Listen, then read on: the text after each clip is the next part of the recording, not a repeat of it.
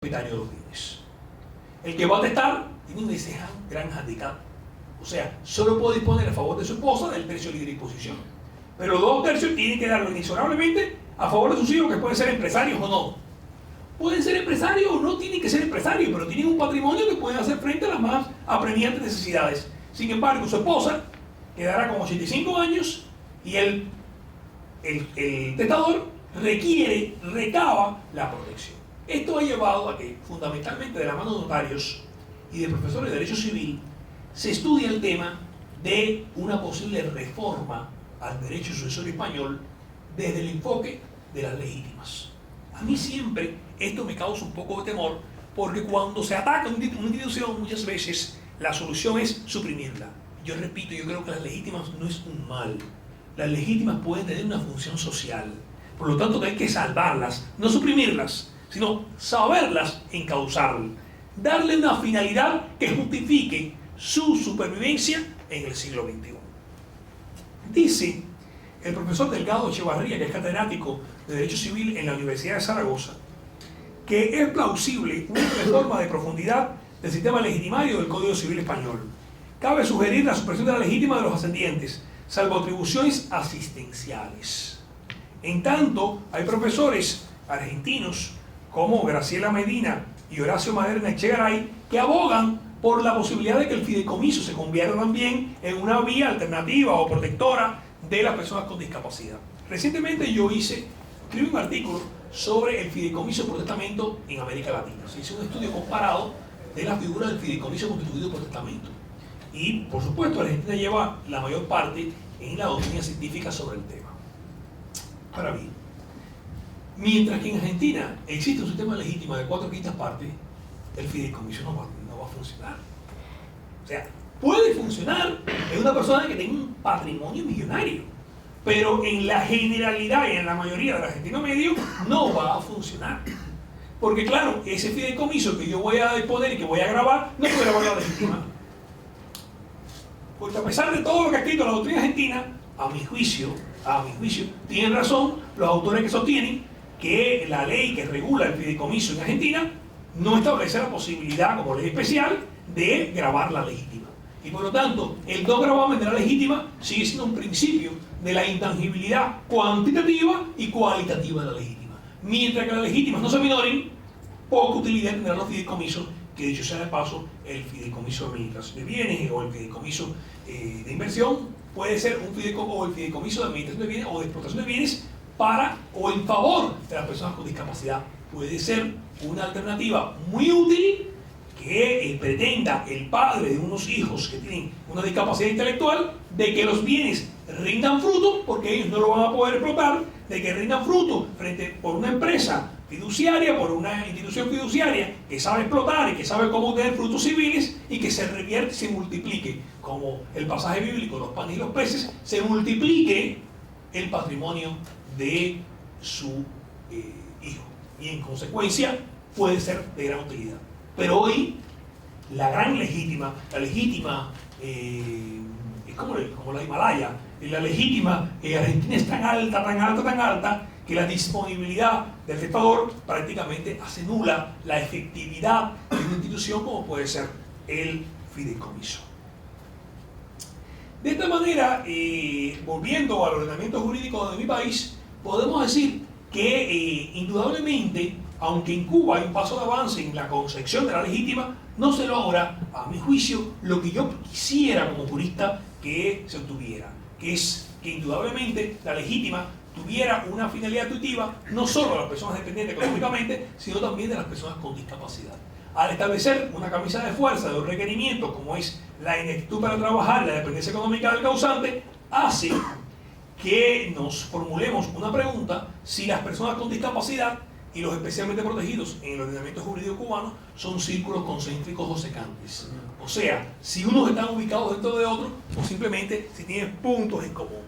Y es cierto que lamentablemente por la fórmula que utiliza el legislador se quedaría fuera del alcance tuitivo o protector de una interpretación ad pedem literae de la norma las personas con discapacidad que no cumplan el requisito de la ineptitud para trabajar, cuando el sentido de la norma es otro. cuando la finalidad de la norma es una finalidad esencialmente intuitiva de personas que tengan cierto grado de discapacidad. Hay algo que también quiero hacer referencia. En mi experiencia como notario, por lo menos en mi país, muchas personas se acercan a mí preocupados cuál va a ser el destino de su patrimonio cuando tienen personas con discapacidad, hijos con discapacidad, que están vinculados laboralmente. O sea, ¿qué situación se da? La fórmula que ha utilizado el Tribunal Supremo de mi país es que se entiende que el especialmente protegido legitimario lo es cuando depende económicamente y no hay actitud para trabajar al momento del fallecimiento, no al momento del otorgamiento del testamento, ni tampoco al momento de la adjudicación hereditaria. Esto implica algo interesante. Los notarios somos como sastres. Debemos hacer un traje a la medida del cliente. Los notarios tenemos arcilla en las manos y debemos esa arcilla utilizar, moldear esa arcilla, y cada persona que concurre entre nosotros, pues moldearle el traje y utilizar la arcilla también para la obra, para la artesanía que quiere, para lo que está pidiendo, siempre respetando las normas de naturaleza imperativa. Yo creo que también es muy difícil cuando, por ejemplo, como notario me corresponde en mi país autorizar un testamento. Imagínense ustedes que el especialmente protegido puede existir o no existir. Yo no sé en el momento que otorgo el testamento si después de mi muerte, antes de mi muerte, le va a sobrevenir una discapacidad a uno de mis hijos que lo va a hacer depender económicamente de mí. Porque ustedes en Argentina es sencillo. Por la edad que tiene el testador, usted dirá, ¿tendrá legitimario o no tendrá legitimario? Aunque en el caso del hombre, no sé acá en Argentina, porque en nuestros países cada vez más común que una persona testa a los 65 años, pero después le pueda sobrevenir un hijo cuasi póstumo. Sobre todo si tiene una secretaria bonita e inteligente a su lado. Y le sobreviene después un hijo en edades tardías de la vida. Pero cuando vamos a redactar el testamento, debemos tener en cuenta la posibilidad de que haya una persona con discapacidad y de que esa discapacidad sobrevenga en fecha posterior al otorgamiento del testamento. Por ello se recomienda, cuando se autoriza un testamento, que el notario que tiene esa responsabilidad pues exprese en una de las cláusulas si la persona reconoce o no tener legitimario, pero al menos el reconocimiento a ulteriori, o sea, la posibilidad de que el testador reconozca que le sobrevengan legitimarios después de otorgado el testamento y le atribuya la mitad del caudal hereditario. Porque si no le atribuye la mitad del caudal hereditario, pues se levanta automáticamente las normas tuitivas o protectoras de la intangibilidad de la legítima y puede provocar una nulidad de la institución de heredero. Si usted es el notario y esa es su responsabilidad, usted tiene que evitar bajo toda costa de que el testamento que usted está autorizando a posteriori pueda ser impugnado porque sobrevenga un legitimario. O sea, usted en este momento de sus hijos, ninguno depende económicamente de usted, pero puede después depender económicamente de usted. El ordenamiento jurídico de mi país no establece un periodo de dependencia económica. Eso le queda a juicio del tribunal. O sea, el juicio es el tribunal el que determinará si el legitimario que está reclamando o si la persona que está reclamando la condición de legitimario hay que arroparlo con esta condición porque no establece un plazo. Hay otros ordenamientos jurídicos que en este orden se han establecido por lo menos un año de dependencia antes del fallecimiento del causante de la sucesión. Pero en el caso del Código Civil cubano no establece ningún plazo de dependencia. O sea, no es necesario que usted demuestre que haya dependido económicamente del causante durante ciertos periodos de tiempo. Es suficiente con que usted cumpla, con que usted pruebe que está cumpliendo los requerimientos. Y es más, que los ha cumplido en el momento del deceso. Y le explico por qué. Supongo que también sucede en Argentina. Las personas no se adjudican la herencia ni a la muerte causante. Dejan pasar el tiempo. Y es lógico que si una madre dependía económicamente de un hijo y han pasado 3 años, en estos 3 años haya comenzado a depender económicamente de otro hijo o de otro familiar. Lo importante es el hecho pretérito. O sea, esa madre cuando reclama la legítima, reclamará la legítima sobre la base o sustento fáctico de que dependía económicamente al día del deceso de su hijo. Es lógico que en el momento en que promueve la demanda o interpone la demanda y promueve el ejercicio de la acción, no dependía económicamente. Porque es lógico que yo no puedo depender económicamente de un muerto. Si ha fallecido, ha cesado el vínculo que existía entre ellos. De manera que el presupuesto que ha reconocido y ha recalcado el Tribunal Supremo en la interpretación de estas normas del Código Civil es que el requerimiento es la dependencia económica al momento del deceso. Y de que usted dependa económicamente en ese momento no quiere decir que el momento en que interpone la demanda ya dependa económicamente de otra persona. ¿Por qué? Esa discapacidad lleva a que la persona necesariamente requiera una tuición, una protección, y que esa protección pues se le va a reclamar con relación con otros hijos, si le quedan más hijos sobrevivientes, o en relación con otros parientes, o a un tercero que la está asistiendo. Por lo tanto, lo esencial para aprobar la condición de legitimario es este elemento, o sea, la dependencia económica al momento del deceso. En este orden, el Tribunal Supremo ha evolucionado en su interpretación, porque en las primeras sentencias, y sobre todo una sentencia del año 96, cuyo ponente era en aquel momento el presidente de la Sala Civil, decía que la dependencia económica se medía al momento del otorgamiento del testamento, lo cual es un absurdo, porque esto puede provocar que muchas personas que al momento de otorgar el testamento no dependieran económicamente y cumplieran tampoco con el requisito de ineptitud para trabajar, si después lo cumplen al momento del deceso, pues hay una preterición. Para evitar pretericiones hay que buscar testadores previsores. Yo siempre digo que el que va a testar es un hombre previsor o una mujer previsora. Eso es algo importante. Testar es sinónimo de un hombre listo, no quiere decir, por favor, que no sea listo los que mueren avintestados. Y me han dicho que en Argentina no muchas personas testan, precisamente por una legítima tan amplia. Pero cuando usted tiene la posibilidad, no tiene una legítima de esa naturaleza, pues la previsión, o sea, el hecho de que vaya a otorgar, implica que una persona previsora. Usted tiene frente a usted una persona que está previendo qué va a pasar con su patrimonio el día que muera. Entonces, ahora, el que también tiene que ser previsor es el notario. Hay todo tipo de escribanos. Yo no sé si aquí los hay, pero yo en Cuba también los clasifico. Hay notarios de carrera y notarios a la carrera. El notario de carrera es el notario que sabe derecho. El notario a la carrera es el notario que, nada, ganó una posición, pero conoce los rudimentos del derecho notarial. El notario de carrera, el notario también podemos clasificarlo como el notario plurineuronal y el notario mononeuronal. También tenemos notarios mononeuronal que tienen neuronas agonizando. Si usted es un notario que tiene una neurona agonizando, simplemente está pensando de que la persona va a morir después de firmar el testamento. Y eso es un gran error. No hay un negocio más variable que el testamento. El contrato, por regla general, se cumple en un plazo muy breve. Yo no voy a concertar un contrato que va a comenzar a ejecutarse en el año 2044. Pero cualquiera de ustedes puede testar y los efectos jurídicos del testamento pueden ser del 2044 o del 2055. Y ustedes me dirán, ¿cómo es posible? Claro, la muerte es un hecho incertus an, incertus quando. Frente al tercero no va a surtir efecto hasta el momento de la muerte. Por lo tanto, como yo no sé lo que puede acontecer, yo tengo que moldear esa declaración de voluntad y prever todos los acontecimientos. Esos acontecimientos, cuando se refiere a presuntos herederos con posibilidad de discapacidad, por lo tanto, como la discapacidad puede venir, suprimirse, y un hijo que nace con cierta discapacidad después puede superar esa discapacidad, pero todo lo contrario, un hijo que puede ser plenamente sano, después sobrevenir una discapacidad, volvemos a algo más.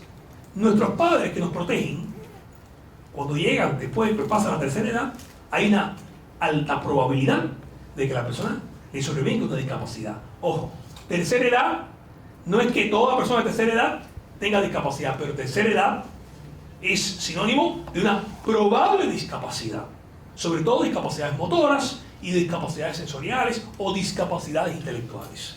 En consecuencia, pues en aras de protección a estas personas con discapacidad, pues si la norma establece una legítima de este corte, pues esa legítima tendrá que ser reconocida. Y yo abogo y hablo tanto en materia de escribanos, porque por lo menos la realidad de mi país me ha demostrado, señores, que muchas pretericiones o exclusiones indebidas del legitimario no se deben al testador, se deben al notario, se deben a un déficit en la preparación profesional y en la falta de ingenio y en la falta de previsibilidad del notario. No basta con que el testador sea un hombre previsor. Es necesario que el notario le dé cobertura, porque yo voy a ver un médico porque me faltan los conocimientos de la medicina. Y voy a ver un escribano o un notario en razón de que precisamente me dé un asesoramiento técnico que me ofrezca posibilidades de actuación y que me ofrezca alejar el hábito intestado. Todo el que otorga un testamento es porque está alejando un hábito intestado, está evitando el otorgamiento, está evitando de que la sucesión se rija por la ley. Y en consecuencia se acude al notario para que el notario dé un consejo lo más acabado posible que evite abrir una sucesión a intestato y en consecuencia pues lleve a una protección verdadera. Otro tema, y casi ya estoy concluyendo, pero otro tema interesante es si debe haber prelación entre los especialmente protegidos. El ordenamiento jurídico cubano establece una prelación. Primeros o no establece tipo de prelación. Ascendentes, descendientes y cónyuges, siempre y cuando yo los tenga, van a concurrir a la sucesión y van a ser protegidos por el concepto de legitimarios, sin un orden prelatorio. Suficiente con que yo los tenga, me parece también adecuado. Yo no creo que una sociedad deba moverse en aras de proteger a las personas con discapacidad diciendo, si tengo hijos, suficiente con proteger a los hijos y mis padres no heredan. Yo creo que si tengo hijos con discapacidad y tengo padres con discapacidad, todos deben ser protegidos. Puede que por política legislativa el legislador establezca cierta cuota de prebenda a favor de los hijos, mayor con respecto a los padres, pero lo que yo no puedo establecer un orden de prelación al estilo de la sucesión a intestato, que establece que si los hijos heredan, los ascendientes, los padres, los demás ascendientes no heredan. Creo que estamos hablando de personas que tienen una necesidad de protección especial y en consecuencia no debiera haber prelación. De la misma manera que no debiera haber prelación con el resto de los más ascendientes. Argentina es una de las sociedades latinoamericanas también que tienen o que muestra síntomas interesantes en materia de ancianidad y de longevidad. Y cuando hay ancianidad y longevidad, tampoco es extraño que pueda depender económicamente de un nieto, el padre y el abuelo. Es menos probable, pero ya no se hace tan excepcional en la medida en que aumenta la esperanza de vida y aumenta también la esperanza geriátrica de vida. De ahí que, en el caso cubano, que tenemos una población cada vez más alta desde el punto de vista de la población de la tercera edad, nosotros estamos disminuyendo la población de edades tempranas. La mujer cubana no se reemplaza poblacionalmente. Hay un índice de fertilidad disminuido. Para que la mujer sea reemplazada, tiene que tener 2 hijas mujeres. Y la mujer cubana, por regla general, tiene un solo hijo. Y esto lleva a que no hay un reemplazo poblacional. Hacia el año 2025, el 26% de la población de mi país va a ser de la tercera edad. De manera tal que llegaremos a que el orden de los ascendientes no va a ser tan descabellado. Un poco invertiremos el orden natural de las cosas porque se supone que la herencia fluye hacia abajo y no fluye hacia arriba. Pero ya yo tengo algunos casos en los cuales los herederos no son los descendientes, los herederos son los ascendientes. En la medida que aumenta la ancianidad y aumenta la longevidad, aumenta el número de personas con discapacidad.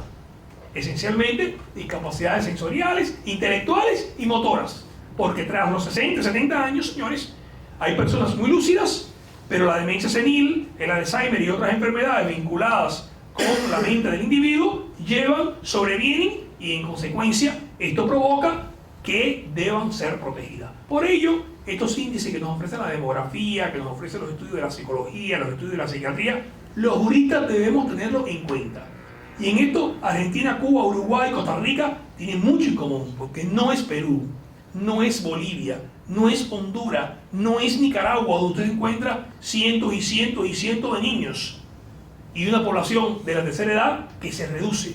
No es lo que sucede en otros países. En otros países, la base del histograma poblacional se ensancha y se reduce la cima.